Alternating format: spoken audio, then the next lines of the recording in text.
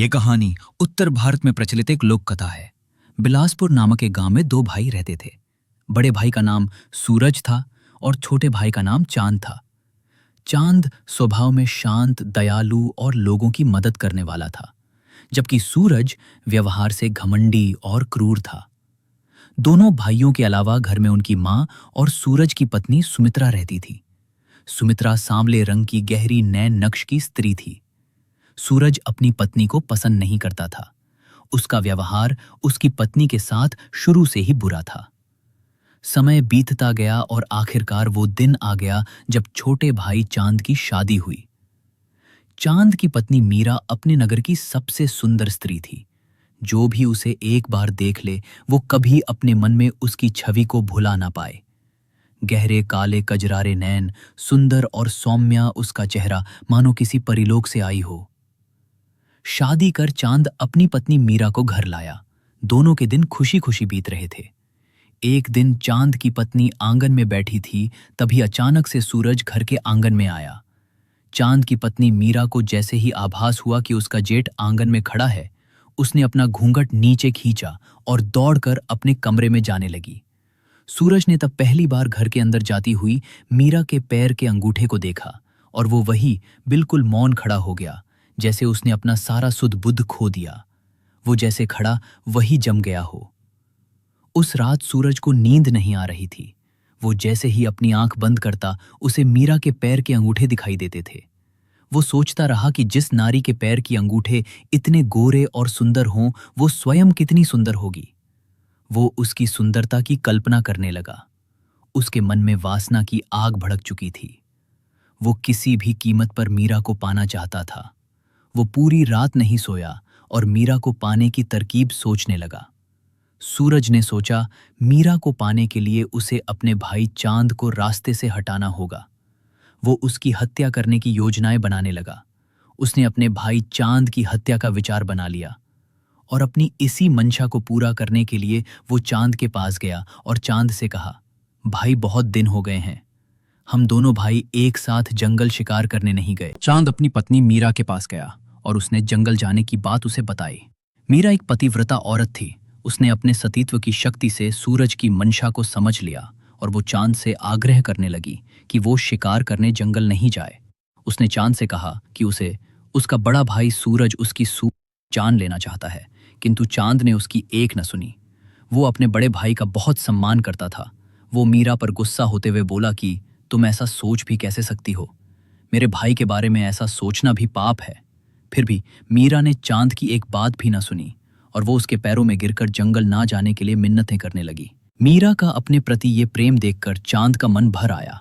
उसने मीरा को गले लगाते हुए कहा, तुम मुझसे बहुत प्यार करती हो, इसी कारण तुम्हारे मन में यह विचार आ रहे हैं। मैं बिल्कुल सही सलामत शाम को घर लौट आऊंगा। तब मीरा से चांद ने कहा कि मैं कैसे समझूंगी कि आप जंगल में सुरक्षित हैं और आप पर कोई संकट नहीं है। तब चांद ने मीरा से कहा, जाओ और एक कटोरी दूध ले आओ। मीरा ने वैसा ही किया। चांद ने दूध की कटोरी आंगन में लगे तुलसी के पौधे के पास रखा और कहा, यदि यह दूध पानी में बदल गया तब समझना मैं संकट में हूं, और यदि इस दूध का रंग लाल हो जाए तो समझना कि मेरी मृत्यु हो चुकी है।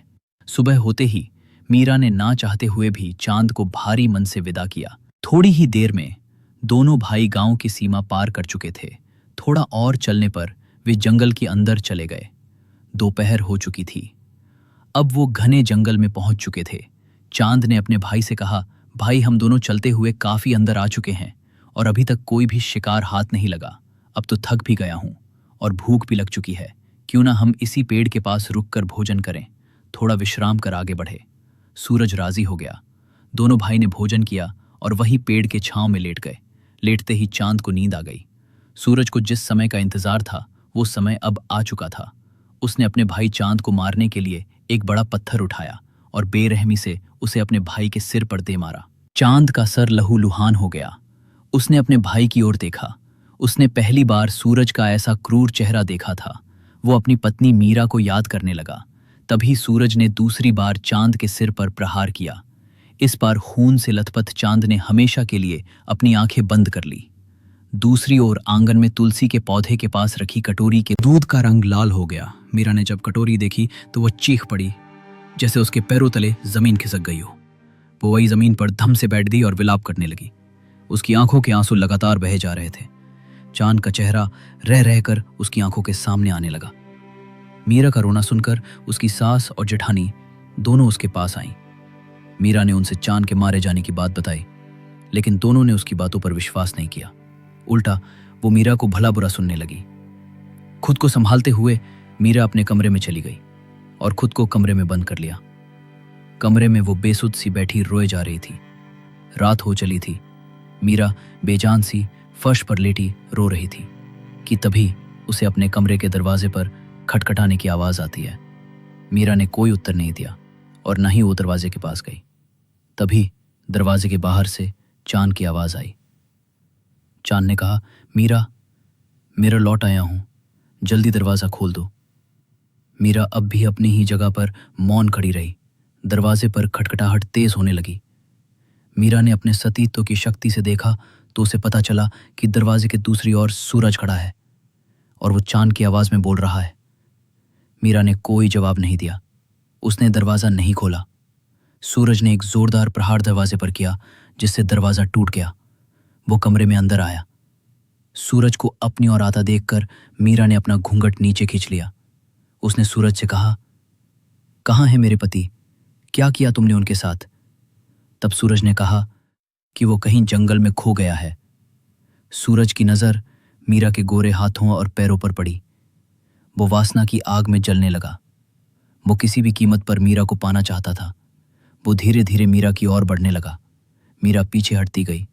अचानक मीरा ने सूरज से कहा, जेठ जी, अब मेरे पास कोई दूसरा रास्ता बचा नहीं है सिवाय आपकी होने के। सूरज को अपनी किस्मत पर भरोसा नहीं हुआ। वो वासना के वशीभूत होकर मीरा की ओर बढ़ने लगा। तब मीरा पीछे हटते हुए बोली, मैं आपकी हो जाऊंगी, लेकिन मेरी एक शर्त है। सूरज बेचैन हो बोला, मुझे तुम्हारी सभी शर्तें स्वीकार है, बोलो तुम्हारी क्या शर्त है। तब मीरा गहरी सांस लेते हुए बोली, पहले मुझे चांद के साथ हुए सारी बात सच सच बताओ। कहाँ तुमने मेरे पति को मारा और जंगल में कहाँ उसे छुपाया है? सूरज को मीरा के अलावा कुछ दिखाई नहीं दे रहा था। उसने तोते की तरह बोलना शुरू किया, मैंने चांद को पीपल के पेड़ के नीचे मारा और बेल के पेड़ के सूखे पत्तों से उसे छिपा दिया है।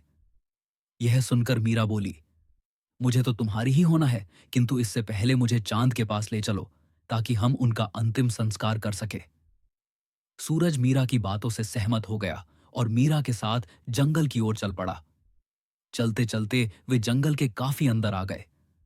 तब सूरज एक बेल के पेड़ के पास पहुंचा और सूखे पत्तों का ढेर हटाकर चांद के शरीर को निकाला।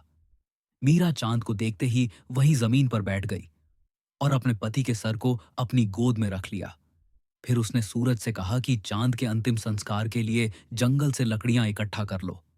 सूरज ने वैसा ही किया। वह मीरा को पाने की लालसा में कुछ ही देर में लकड़ियों का ढेर जमा कर लिया। फिर उसने चांद के शरीर को लकड़ियों की सजाई चिता पर लिटाया।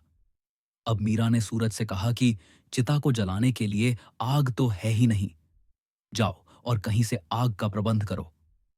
सूरज आसपास घूमने लगा। वह आग के लिए थोड़ा आगे निकल गया। अब मीरा चांद के साथ अकेली थी। मीरा ने चांद के सर को अपनी गोद में रखा और चीता पर बैठकर विलाप करने लगी। उसने चांद से कहा, स्वामी, जिस जेठ से परछाई भी नहीं स्पर्श करती है, मैं भला कैसे उसकी पत्नी हो सकती हूं? मीरा ने ईश्वर का स्मरण किया और बोली, यदि मैं अपने मन, वचन और कर्म से केवल अपने पति की ही रही हूं, यदि मेरे सतीत्व में शक्ति है, तो यह चिता स्वयं ही जल उठेगी।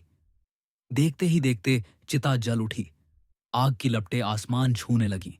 उन लपटों में मीरा और चांद दोनों ही समा गए। जंगल में उठते आग को सूरज ने देखा और दौड़कर वहीं आ पहुंचा।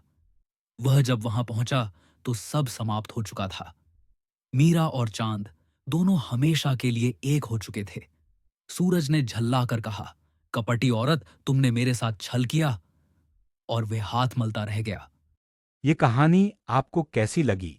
कमेंट में जरूर बताइएगा। अगर आपको यह कहानी अच्छी लगी हो तो इस वीडियो को लाइक और मेरे चैनल स्टोरी प्लेनेट को सब्सक्राइब करें।